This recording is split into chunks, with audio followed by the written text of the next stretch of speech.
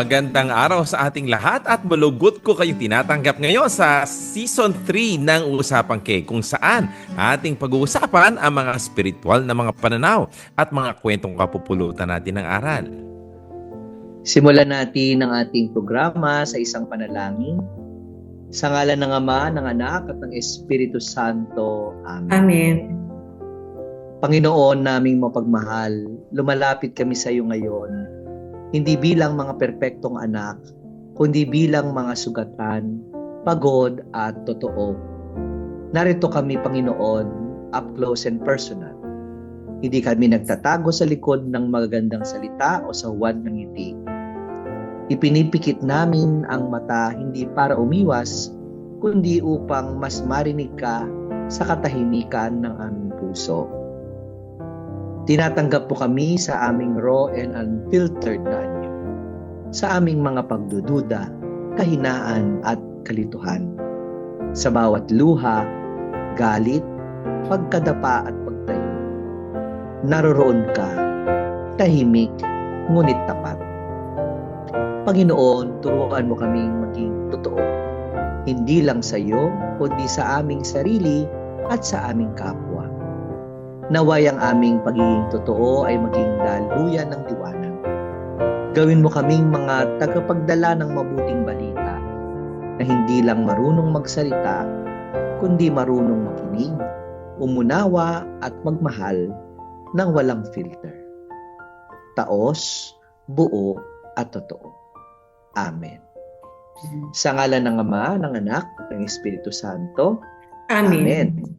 Amen. Magandang araw po sa ating lahat at muli, dito tayo sa ating another episode ng Usapang K. No? Just a reminder po, tayo po ay naririnig, no? Sa Radyo Maria Philippines sa pamamagitan ng 99.7 FM Tarlac, 101.5 FM Cagayan, 102.1 FM Isabela, 95.9 FM Zambales, at pwede rin po ninyong bisitahin ang official website ng radyomaria.ph. At ganoon din sa mga na-miss yung ating mga previous episodes. So pwede po nating balikan ng mga episodes na yan ng Usapang K. I-search nyo lang po Usapang K sa YouTube at sa Spotify.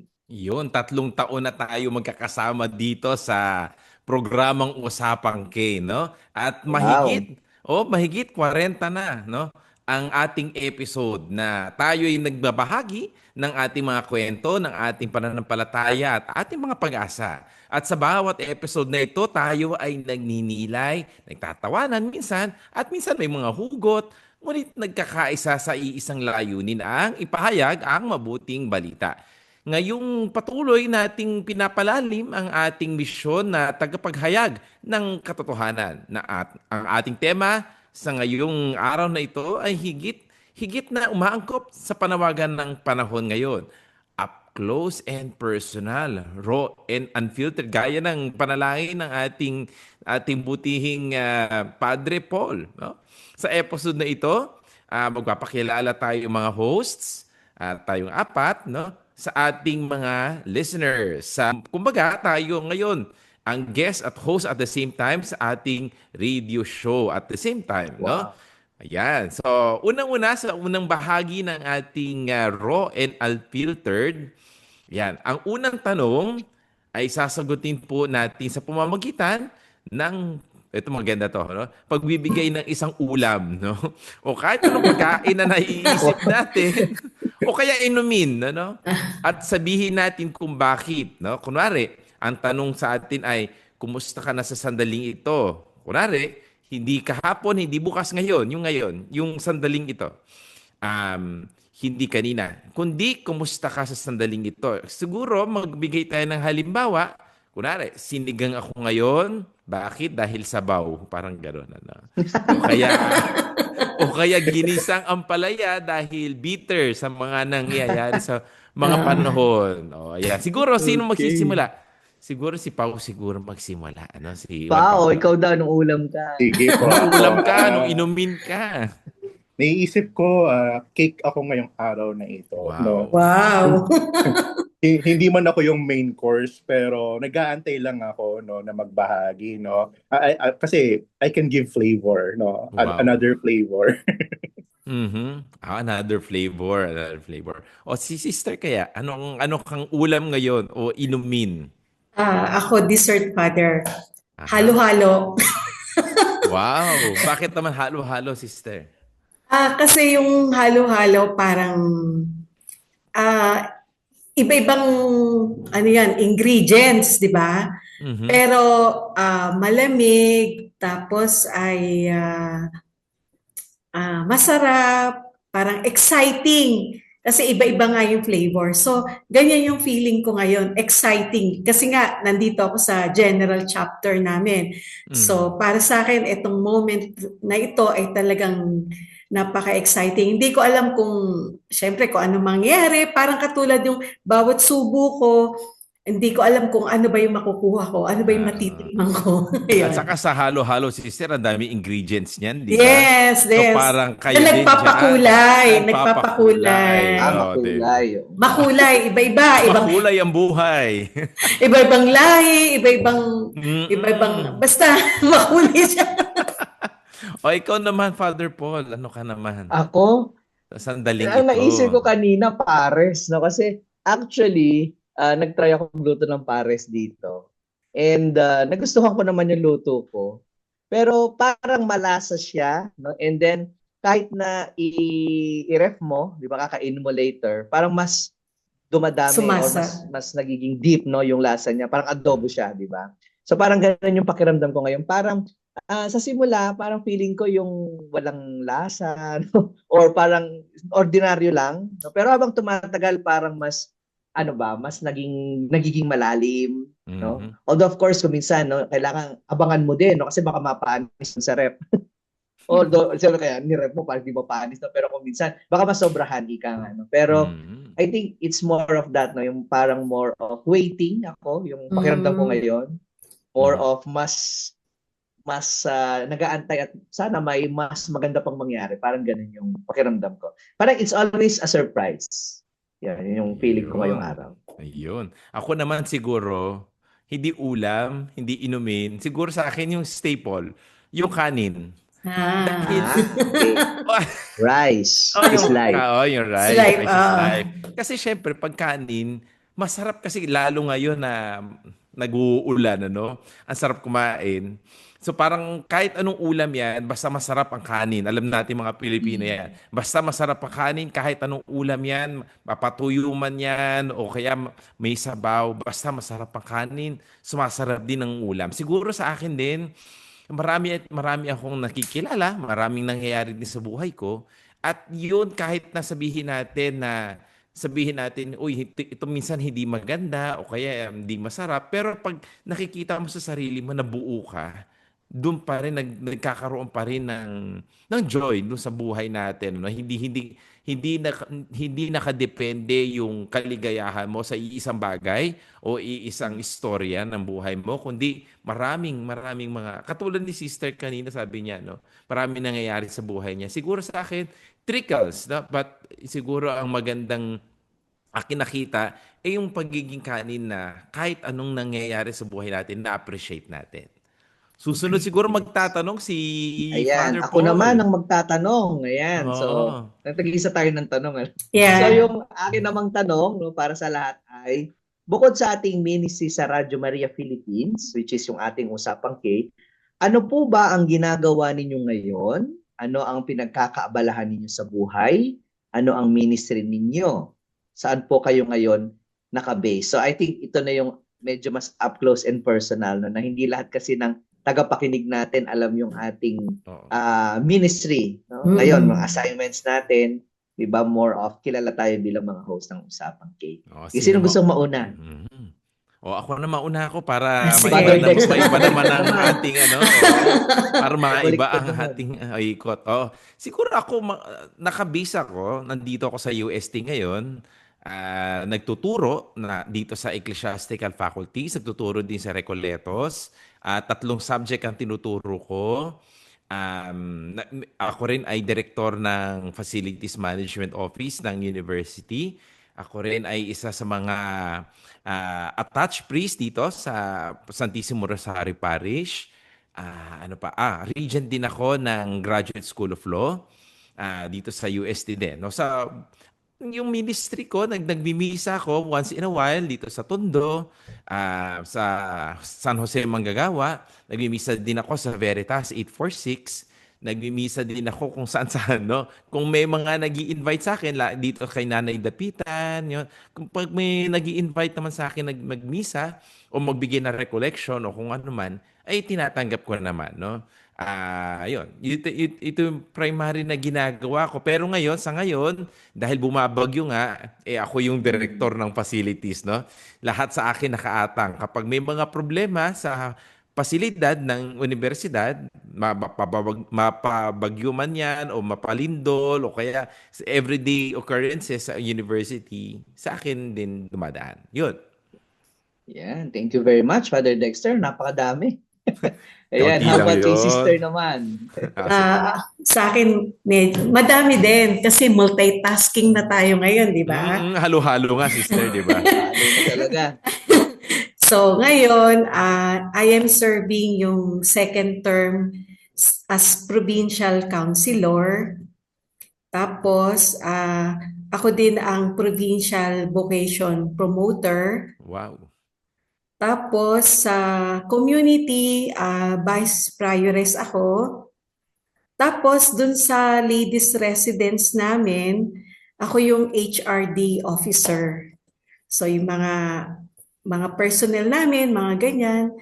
Tapos sa pastoral ministry din ng aming ladies residence.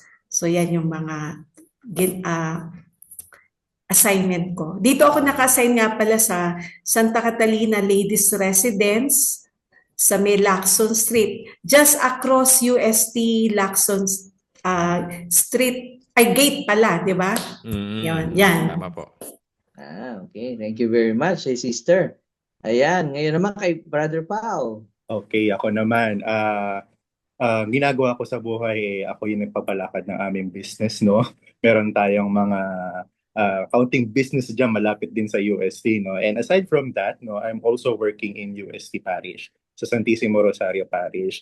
Tayo po ang head ng SOCOM, no? Napaka-demanding na trabaho yan ever since the pandemic until now.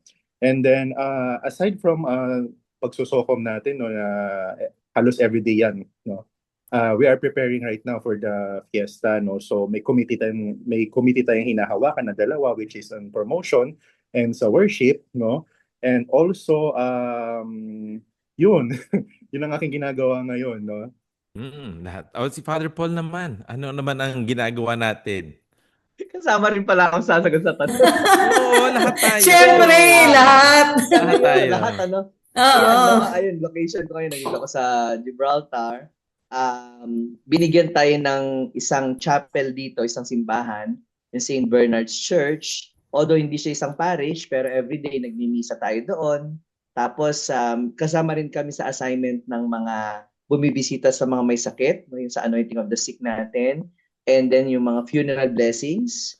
Meron tayong regular na pinupuntahan weekly na home for the elderly dito sa Gibraltar. And then nagbigay din tayo ng catechetical training na sa mga catechist dito.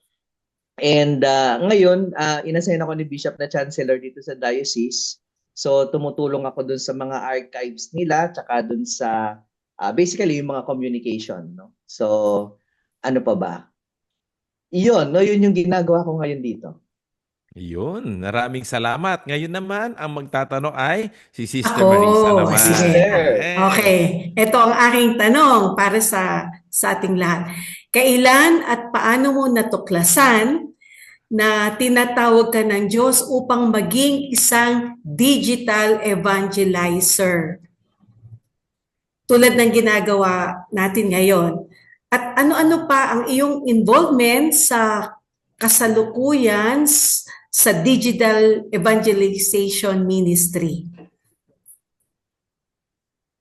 Yun. Sino mauna? Yun. Siguro ako mauna. muna. Ah, sige. Si Pao naman ang mauna. Dahil nasa Socom tayo, demanding ang trabaho. So everyday kailangan talaga meron kang pinabahagi no sa mga tao na followers mo sa Facebook. No, bukod pa sa ating daily online masses, no, yung mga Saints of the Day, yung mga Gospel of the Day, yan ginagawa natin yan. Pero when it comes to kagaya nito, no, na meron tayong show, naalala ko lang dati, kwento lang namin ni Father Paul, Father Louie, no, napag-usapan na sa sasakyan na parang we're dreaming of one day magkaroon sana kami ng podcast sa parokya. No, unfortunately, during the term of Father Paul, hindi yun nag-prosper, no. Hindi man nag-prosper sa parish, pero nangyari siya sa Radyo Maria, no. And we are very thankful for that na mas malaki na yung reach namin. Oo. And then right now we are cooking something no for the parish as well as for Radio Maria. We are waiting for it. No. Yeah. Na mangyari 'yon. Yun. Sister siguro, no? Or kasi Father Paul. Sino na? Ako na? Kayo muna kasi ako yung nagtanong eh. Ako nga pala. Oo nga pala. Sige, So, ang Father Paul. nagtanong ang huling sasagot. Oo nga pala. Okay. Sige, Oo, Father muna. Paul. Sige. Sige, Jack and Paul. Jack and Poy. Sige, si Father Dexter na muna. Sige. Tapos Sige. Paano ko nakita itong... Kasi dati ko pang gustong magkaroon ng ganito. Bata pa ako. Kasi kasi bago ko pumasok sa gusto ko dating nasa broadcast media. Oo, dating ko pang gusto. Hindi nagkaroon ng pagkakataon na naalala ko din kasi nung high school ako, ganito na rin ako. Parang gusto ko yung may ganyan mga radio programs, ganyan. Na-discover ko lang din to na maging digital evangelizer nung nagsimula na siguro yung nagmimisa na ako sa Veritas. Kasi parang na-fulfill din pala yung longing ko na magkaroon din ng magkaroon ng parang program din na nagmimisa sa radyo. At saka yung minsan naimbitahan din kami sa Veritas 8416 dati na kay Father Jeff. Kaya natutuwa ako na natutuloy pa rin yung mga pangarap natin sa buhay. Nakala natin hindi na matutupad, Pero alam niyo naman ng Diyos, God is a God of surprise, full of surprises. Kaya nagpapasalamat ako na na-fulfill pa rin kung ano yung mga hilig din natin. Yes. Father Paul. Ako naman. So, kailan nagsimula? Iniisip ko yung first time na nakapag-radio, is nung nag-Radio Maria Philippines exposure din kami nung kami mga seminarista. Ayan, si Father Dexter. Sabay pala. Nag-ano rin yan dito. Nauna yata kayo, tapos kami yung sumunod na batch, di ba? And during that time, nagsisimula pa lang din yung Radio Maria. Tapos talagang sinabak kami sa actual. No? Kasi parang, di ba, usually, yung mag-observe ka lang, o kaya magtuturuan ka muna dun sa mga technicalities. Kami naalala ko, pagdating namin, pinapunta kami sa studio, sa station, pinasulat kami ng script, at sabi sa amin, magpo-program na daw kami mamayang gabi. So parang hapon, sabi, mamayang gabi, 8:00 libre yung time slot, mag-program kayo, sabi sa amin. So, ginawa namin, no? And of course, may technical assistance pa rin. Pero yun yung parang, yung parang, yung tawag ng baptism of fire ba yun? No? Parang, bigla ka na lang isinalang. Pero yung ginagawa natin ngayon, dito ko lang siya na-experience din. No? Dito sa program natin ng Usapang K. At saka, in terms naman doon sa may video, I remember yung break time na pinoproduce din ng university through Communications Bureau, wherein nagbibigay tayo ng mga gospel reflections natin. So, yun yung medyo, at parang natuwa naman ako dun sa result. Pero honestly, hindi ko gusto naririnig yung boses ko. Kaya alam siguro ng iba. Totoo yun. Masyadong gusto naririnig, di ba? Parang, ayaw mong marinig, ayaw mong makita din. Oo, parang ayaw mong marinig yung boses mo. Ikaw din ba? Di ba? Parang ganon.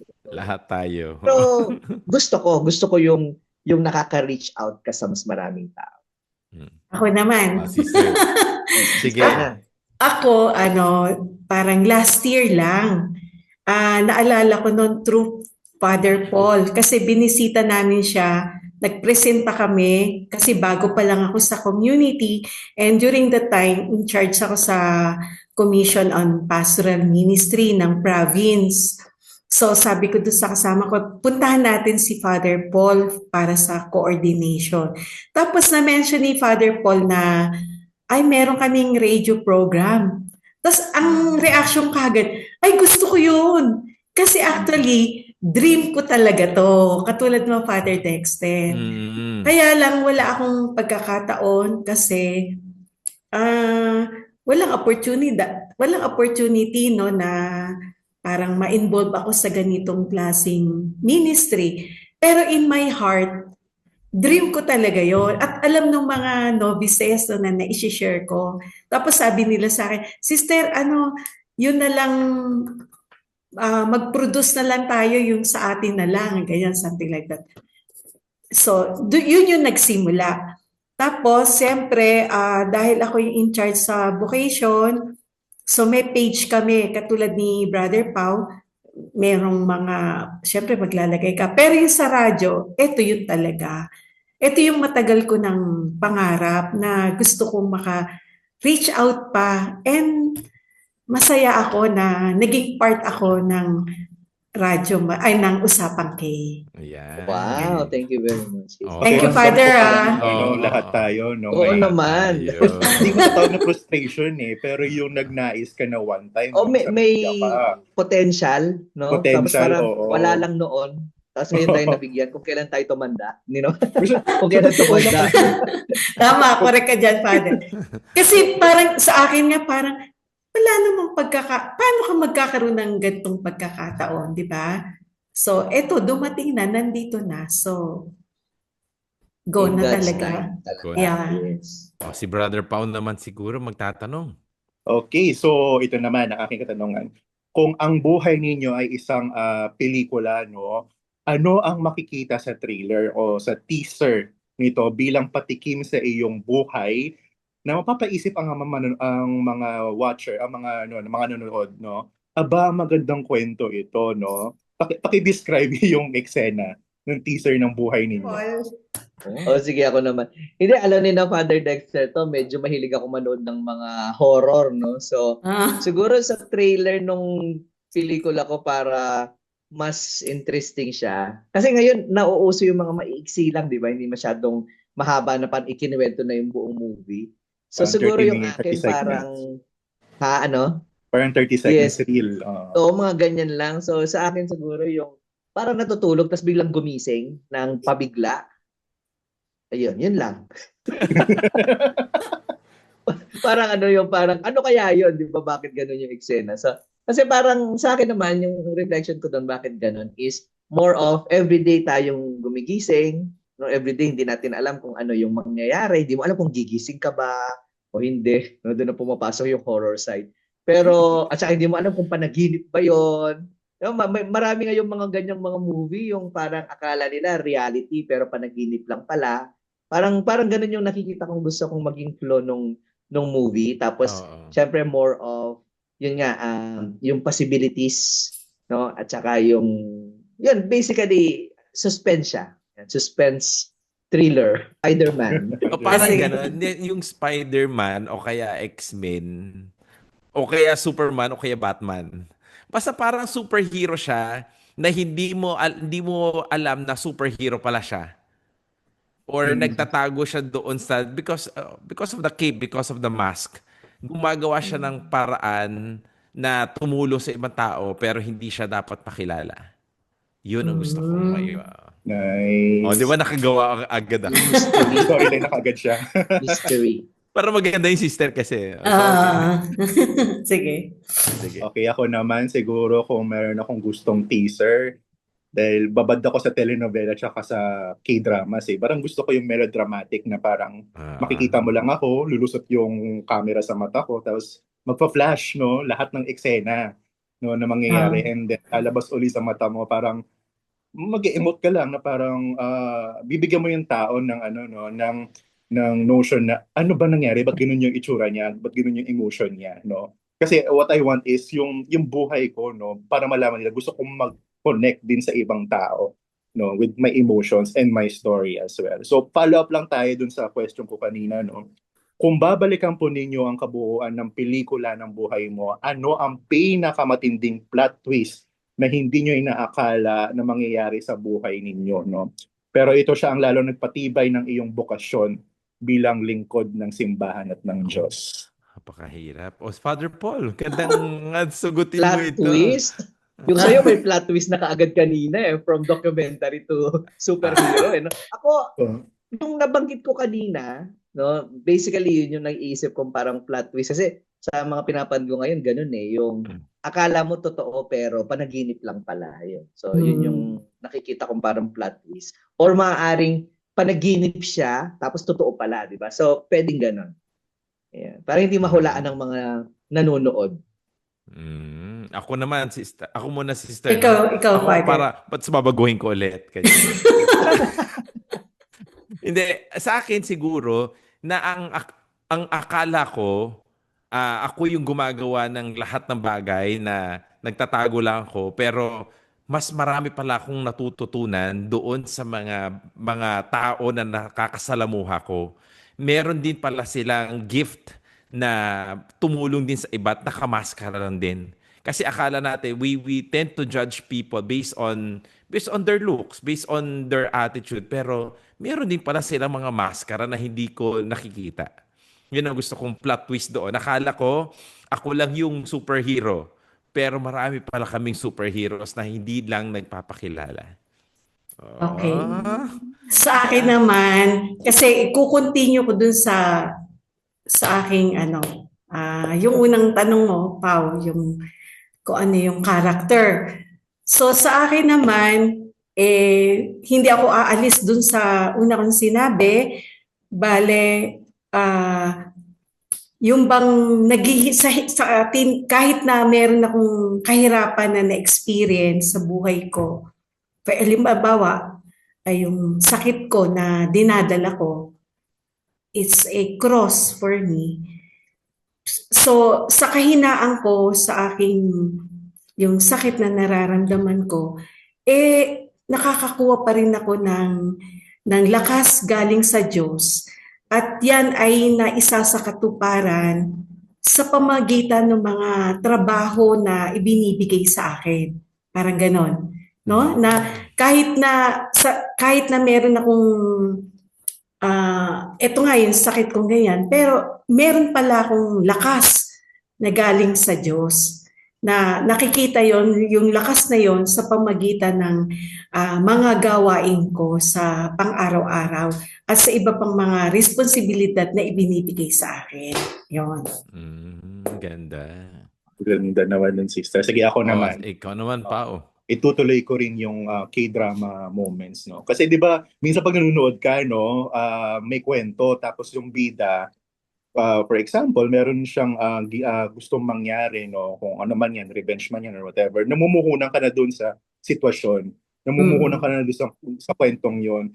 Ending, hindi mo magagawa yung gusto mo kasi may iniba na may ibang nangyari na nagpalit lahat ng ng sitwasyon mo. So, ang gusto kong paratingin dito is, alam mo yung minsan sa buhay, no, na may mga pangarap ka na gusto mong abutin, talagang pinagsusumikapan mo, ending hindi mo makakamit. So, yung parang iibahin ng Diyos ang direksyon mo kasi mas siya, alam niya kung ano mas nababagay sa'yo, no, bilang ikaw na yung sa kwento mo ng buhay mo. So, ito katawaan lang to, ha.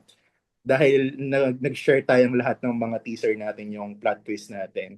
Kung sa pelikula, no, sino ang gustong artista ninyo? Sinong artista ang gusto nyong gumanap sa buhay ninyo? Artista. Hirap. Ang hirap. Uy, local or international, pwede, ha? Kasi local and international. Basta kilala. International. Ang hirap. Teka. Sige. Ako, meron na ako. Sino? Siguro, syempre yung magaling umarte si Dennis Trillo. Ay. Idol mo yun, di ba? Idol. Oo. Dati pa, ang galing-galing umarte nun eh. Saka sikat na sikat. Sikat na sikat, oh. Yan, Dennis Trillo ako. Ikaw, Bakit sister, si Dennis? Bakit daw si Dennis? Actually, si Dennis matagal ko na pinapanood dyan kahit nung ano pa siya, nagsisimula pa lang yung mga sitcom niya sa Channel 5, no? And then, dun sa mga drama niya, very versatile din Sir. kasi, di ba? Oh, Pwede siyang ang naiisip ko kasi yung action movie, 'di ba? Sinasabi ko is yung personification ni Darna. Actually si Darna yung naisip ko. Kasi si Darna, 'di ba si Narda 'yon. Mahina siya. And there was even a time na parang pilay siya. Tapos merong bato. Bato, si God, yung inner, yung strength, yung power. So, ang naiisip ko na artista na gaganap sa pelikula ko, si Angel Locsin. Wow. Ba't ang bilis ni Father Chubby? Oo, Alam niya agad. alam ko. Anyway. Nung sinabing Darna, alam niya Angel Alam Locsin. niya ano? na. Bakit Hindi si... Vilma Santos ang naisip mo. Oo nga. Dami naman nagdarna. Ito sige. Ay, hindi. Mahawal. Kasi sa akin naman, di ba sabi ko nagtatago yung hero na yon na parang siyang, nagtatago yung hero na yon na siya ay isang superhero. Sige nga. Sino yon? Siyempre, hindi niyo mahuhulaan yun. Artista ba? Marami. Marami nga kasi. Kaya Oo parang nga. hindi siya... Kasi iniisip ko, dapat ba yung superhero ko kailangang muscular? Eh, hindi kapag muscular yun. Mahuhulaan agad na siya yung Oo. superhero. So sa akin, iniisip ko, si Joshua Garcia. Ah. Bakit, grabe. Father? Oo. Kasi parang hindi siya muscular, pero parang mukhang siyang mabait. Oh. Mukha siyang mabait na... Joshua. O parang Joshua. parang gusto ko parang nakamaskara siyang ganyan. Tapos gumagawa siya ng mabuti. Syempre kunwari lumalaki na rin katawan niya pag nagiging superhero siya. Pero hindi mo mahalata na superhero siya. Kumbaga. Kasi physically hindi mo siya mahahalatang siya yung superhero sa pelikula. Hindi mo mahalata. Pero makikita mo na siya pala ang bida doon. Yun. Ayun. Ikaw ng Pao. Sayang, naunahan na ako kay Joshua Garcia. At Joshua Ay, ganun ba? Oo, Sige, sinearch ko lang. Hindi ko kilala nga eh. palitan natin. John Lloyd siguro, pwede na yun. Si John Lloyd Cruz kasi same lang din sila ng timbre ng acting ni Joshua Garcia. Versatile din. No? Kaya nilang magalit, kaya nilang din maging mabait. No, lahat ng emotions kaya nilang i-portray. So, ayun po. Paul, ayan. Okay. So ang tanong ko ay, ano ang maaaring maging dahilan para ikaw ay magalit? Nako, parang gusto ko magsalita dyan si Juan Paulo. Si Juan Paulo daw yata gustong sumagot niya. Ano ang maaaring maging dahilan para ikaw ay magalit? Marami. Marami. Sige. O magbigay ka lang ng isa. Isa lang daw. Pag kinukulit ako. Ay! Yung kinukulit na yung mayat-maya. Ay, naku, Pero nakakatakot pag sinabi pala. ko, sige, pwede namang to follow. Pero pag kinukulit ako, tapos may kasamang kasamang physical na. Isa pa lang yun. Hirap kulitin si Pao. Oo. Hindi naman kasi may ibang kulit na kaya mong i-tolerate Pero yung kulit na parang wala ka bang ginagawa, yun medyo nakakagalit nga naman. Diba? Yun. Ako na ba? O si Father Paul o si Sister? Sige, Father. Ako pala, si Sister. Oo nga pala, sige. Ako na muna.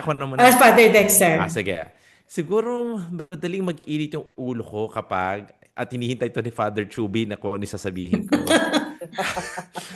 Siguro yung incompetency. Paano ba tatagalogin yun? Yung parang sasabihin natin may pinagawa tayo or may pinag-usapan tayong gagawin pero hindi magagawa. Di ba? Parang kasi lalo sa trabaho natin na parang we are always equating kasi yung goodness to lack of doing nothing. Pero sa akin kasi hindi Ang nakikita ko dapat kung may mission tayo, may pinagawa sa atin, dapat nating gawin ng tama, ng efficient, lalo kapag hindi pwede kasi sa akin yung pwede na. Ayoko din yung pwede na. Gagawin ko tong bagay nito, ay pwede na yan. Mediocrity. Isa pa yun. Yeah. Mediocrity. Yun. Okay. Sa akin So, yun. ako naman, si Sige Father po. Paul na. Sa akin naman, nagagalit ako kapag nagsasalita ako ng mahinahon, ng may pasensya, tapos tataasan ako ng boses o aawayin ako. Doon ako nagagalit. Mm. Parang hindi ako manguna, pero kapag yung sige pa rin yung tao, ay talagang magagalit na ako. Mahaba bang pasensya mo, sister? Mahaba. Mahaba. Nako, ibig sabihin talagang sobra na pag nagalit si sister. Ako naman, iniisip ko kasi galit yung question, no? O inis Ay, gusto mo lang. magbigay ako ng halimbawa? Hindi, wag na. Parang mas maganda Inaano ko lang kung kasi iba yung inis. tao nagsasabi, no? O kasi Kasi kung minsan alam mo- inis, di ba? Tapos galit siya. So, ako, combination naman ng lahat ng nabanggit ninyo. Pero ako, nagagalit din kasi ako pagka, yung may injustice. Yan. O parang, ginawa mo ng lahat ng trabaho mo, tapos kung minsan, parang mali pa rin. No? O kaya naman, yung iba ay napakababaw lang ng ginawa, tapos sila ay ang taas ng tingin sa kanila. Parang ganon. So, parang may injustice, no? Hindi fair. In a sense, hindi naman sa dahil naghahanap ako ng affirmation or naghahanap ako ng taong mag-aano sa akin. Pero kung minsan kasi parang nakakainis lang, no, na pinaghirapan mo tapos mga ganon. Parang ang lalim. Injustice. Okay, magbibigay ako ng halimbawa. Huwag na. Church experience ba? Oo, hirap na. Ayan. Sige. Susunod. Ako naman ang magtatanong. Ayan. Paano nyo nilalabanan ang stress na maaring mauwi sa burnout? Ako muna. Sige. Paano nilalabanan ng stress? Tulog. Kasi si sister, yun ang pinaka nawawala sa taong maraming ginagawa din. Marami pwede tayo magiging outlet, pwede tayo manood ng Netflix, ganyan or lalabas or something. Pero ako kapag nagiging normal o nagiging usual yung ginagawa natin, ang hinahanap lagi ng katawan ko yung tulog. Kasi kapag nauubusan tayo, nagpupuyat tayo, tapos maaga yung gising natin dahil magmimisa, wala naman ako sa akin wala naman akong siesta. So tuloy-tuloy yung ginagawa ko. Kaya yung tulog ko lumiliit. Kaya siguro sa akin para malabanan ko yung stress ko. Kaya minsan kapag sobrang stress ko, gusto ko na lang mahiga at matulog. Yun ang panlaban ko na stress. Yeah. Ako, exercise. Kasi alam naman ni Father Dex, yung tulog, may siesta talaga ako. Hindi pwedeng mawala yung siesta ko. No? Pero, I have enough sleep. Pero, lalo dito sa Gibraltar, dati sa UST, ako sa treadmill. No? Pero dito, nakakalabas. So, parang nakakapaglakad ka. Yun ang maganda. Yun ang maganda rito. Pwede ka lumabas, may mga park, may bundok na pwede kang umakyat, na may magandang view na mapag-iisa ka para makapag-reflect ka. Yan. So, ako sinasabay ko yung quiet time, alone time, at saka yung exercise. Okay. Ayun. Brother Pao. Ako naman, yung paano ko nilalabanan ng stress, usually pag medyo mataas na emotion ko, talagang tumatahimik muna ako eh. Yun yung natutunan ko nitong mga panahon na to, tumahimik muna. Kasi iba rin talaga ako magsalita, totoo lang. No? Yun, kaya naano ko na siya, na-adapt ko na siya to the point na sa sobrang katahimikan ko, minsan hirap magpigil, kaya lumalayo ako dun sa isang lugar, no? Pag lumayo na ako, dun na ako maglalabas ng sama ng loob, lahat. Kung pwedeng sumigaw, sisigaw ko na yan. Tapos, bukod pa doon, nilalabanan ko yung stress. Pagkain. Stress eater ako. Oo. Ano pag nasa paborito table mong lang ako, pagkain? wala akong pwedeng puntahan. Ano ang iyong stress food? Comfort food. Chocolate. Chocolate. Kaya yan, nananaba tayo sa chocolate. Ingat sa sa sugar. Sugar. Pero bukod sa pagkain, pag may pagkakataon, kung nasa bahay lang naman ako, itutulog ko na lang siya. Yun. Okay. Mm. Sa akin naman, pag na-stress ako, kailangan mailabas ko yon, usap ako dun sa kaibigan ko. No? O sa prayer, dadaling ko sa prayer, tapos makikipag-usap ako sa kaibigan ko. Tsaka, meron din akong comfort food. Pareho ni Brother Pau, chocolate. Mahilig din ako sa chocolate. Oo, mga chocolate Sarap ang ba? Ano pala chocolate. ito? Oh, Oo, sarap. Lalo oo. dyan, masarap, di ba? Yeah, yes. Dito, Oo. masarap yung churros na try ko minsan, tapos ididip mo sa chocolate. Yes, ang Wow, Ang sarap. sarap. Oo. O, sa next tayo. Anong yun ang next? Okay, Sino ako na susunod? magtatanong, no? So, Brother sinong Pao. biblical character na nakaka-relate ka sa buhay mo at bakit? O kaya naman, pinapangarap mo na sana makuha mo sa isang katangian nito? Sinong biblical Hirap character ang naman. gusto O, mo? mauna ba ako? Or gusto Sige niyo po. mauna? Father, Sige, mauna ka na. babaguhin ko ulit. Ako siguro si Moises.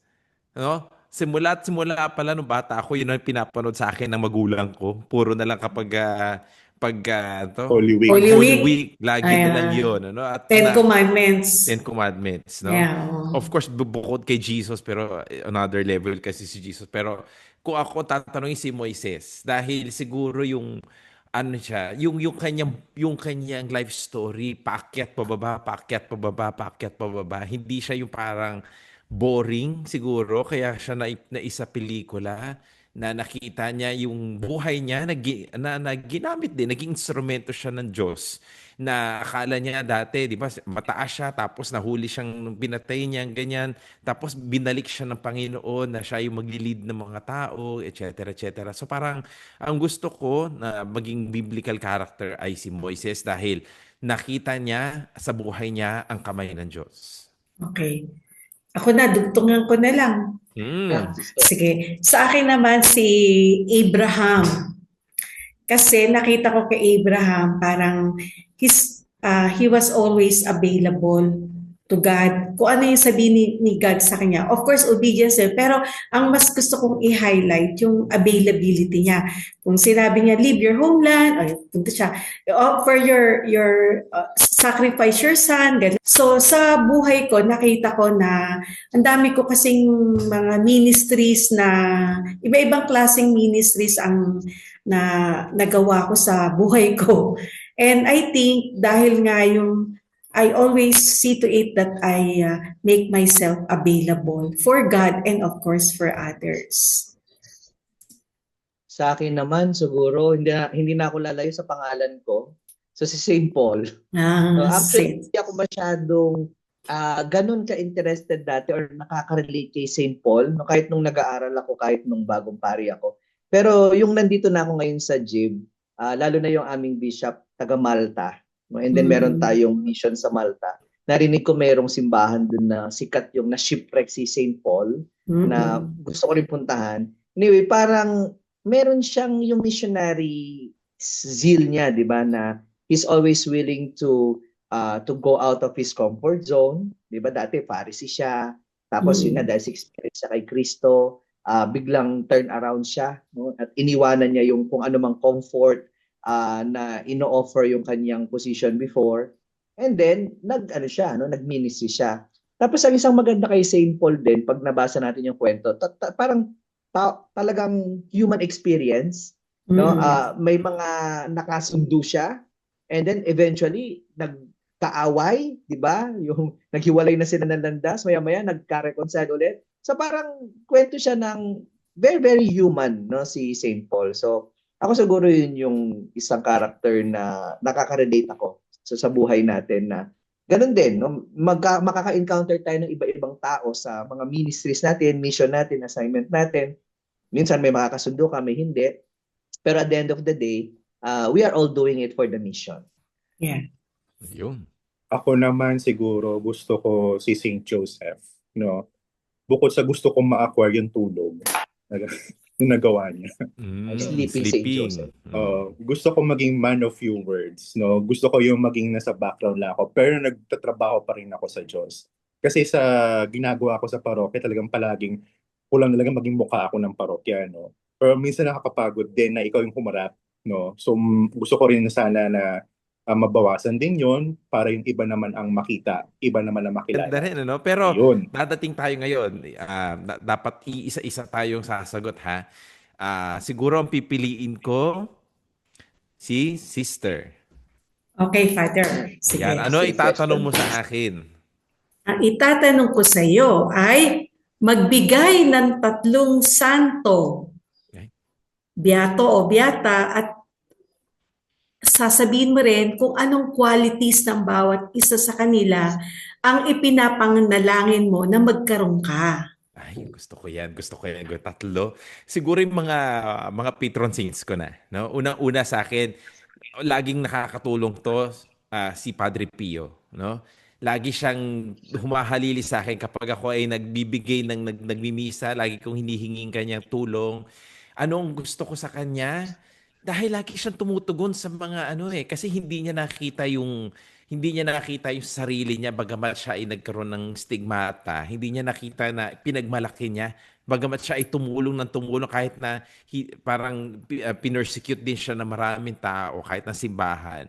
Tuloy-tuloy pa rin siya sa kanyang ginagawa. So parang gusto kong ma-imitate yun kay Padre Pio na he's willing to give all. Saka nakakita siya ng anghel, di ba? Yung mga santo. Pangalawa, gusto kong santo, of course si Santo Domingo, baka magalit, no? Ating founder. Siyempre si Santo Domingo na dati na ang ating founder dahil sumasabay tayo sa yapak, no? Sa yapak ng ating founder. Gusto ko rin maging Santo Domingo dahil gusto ko na ang rosaryo laging naririyan sa atin. Pangatlo, siguro si St. Thomas Aquinas, no? Dahil nandito rin naman tayo sa UST, no? At gusto ko kasi matutunan sa kanya yung talino niya, no? Dahil hindi ko kaya talaga yung talino niya. Yung talino na angelic, no? Angelic yung talino niya na gusto ko na magkaroon ng ganun talino pero hindi para sa akin pero ipapangaral ko ito sa iba't marami tao. Ayun, susunod sister, siguro ikaw naman magpipili sa ibang tao. Pagpipili ko sinong magtatanong. O sige, Father Paul, ikaw na. Parang napilitan si sister. Sandali. Ganun pa yun. Eto. Biglang ikaw na. Sige. Ito yung tanong Sige. ko kay sister. Kung makakausap mo ang 10-year-old na sarili mo, ano ang maaari mong sabihin sa kanya at bakit? So kung makakausap mo daw yung iyong 10-year-old na sarili. So siguro, psychology yan, di ba? Bumalik ka sa past, no? Yan. Oo. Kung makakausap ko yung 10 years old ko, ano ang sasabihin ko sa kanya? So ang sasabihin ko, at bakit?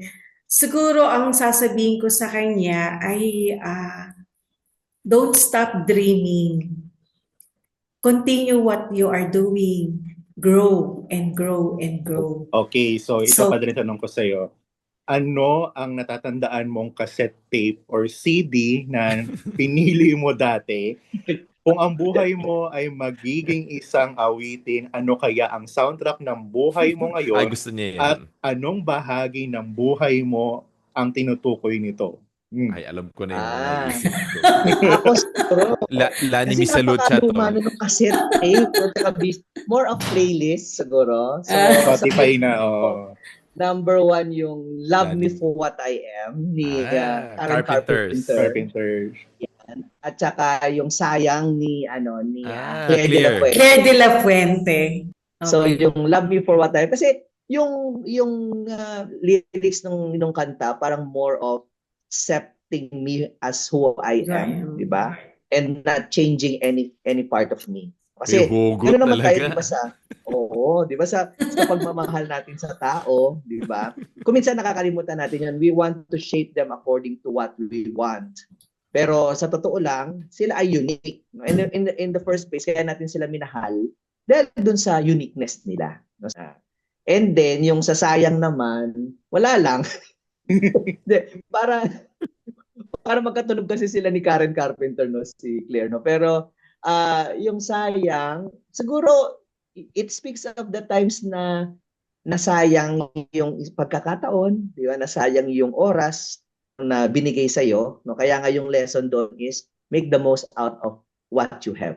Yan. Okay. Yes. Kung may pagkakataon kang makausap mo si Pope Leo ng harapan sa isang tahimik na gabi, na silent night, ano ang unang itatanong mo sa kanya? Ano-ano pa ba ang tradisyon ng simbahan ang gusto mong ibalik o gusto mong gawin ngayon na hindi na nagagawa noon nung pumasok ang Vatican II? Ayun. Para sa mga kaibigan natin yan. Si Sister ang gusto ko kasi Okay, sige. somehow kayo nila Father Paul tsaka Father Dexter nakasama ko eh. Sister, ito Sige. tanong ko, no? Okay. Nung bata ka pa, na-try mo na bang magsipsip ng nectar ng santan? Ay, yes naman. Okay. Kasi- Relate na relate. Oo, Ipalo lahat, ako dyan. lahat ata na-try ko na yung mga iba-ibang mga klaseng mga pambatang mga laro. Okay. May follow-up ako doon, no? Sige. Sa pagtanda natin, ano ang santan moment mo? Meaning, simpleng bagay pero maaaring magbigay na matamis ng ngiti sa iyo. Yung pala yun ang tanong. Yun ang tanong. Tinanong pala ng santan. Hindi na pala Santan Santan moment, kapag lumalabas ang community tapos pupunta kami sa dagat. Yun. Susunod, siguro si Father Paul. Ikaw naman ang magtatanong sa akin. Ito Tama? puro mga bata Nung bata ka ba, pinapatulog ka ba sa tanghali na magulang mo? Tama-tama din sa'yo, lagi ka Yes. natutulog ng siesta. Oo. Ayun, sige. Yes, Nung bata ang ka ba, sagot. pinapatulog ka yan? Sa tingin Oo. mo, anong challenges sa simbahan ngayon? Ay, seryoso naman ito. Ang layo naman ng nilokso ng tanong. Mula doon sa natutulog lang eh. Naging challenge sa nagsimba. Sa tingin- Kala ko naman, patuloy ka pa rin mga nagsisiesta ngayon. Di ba? Sa tingin mo, anong challenges sa simbahan ngayon ang dapat haharapin natin ng gising at hindi tutulog-tulog sapagkat matinding pagsubok ito sa buhay Kristiyano? Okay. With that, I will give a Napakaseryoso. serious answer. Ako, siguro sa ngayon, ang nakikita kong pinaka-challenge yung secularism, relativism, no, at lahat ng mga ism, no? Kasi Pluralism. Oo, relativism. Lahat na ng naiisip nilang ism kasi sa kagustuhan nating i-accommodate ang lahat, no, base doon sa kanilang mga opinion, kuro-kuro, we tend to sacrifice the truth.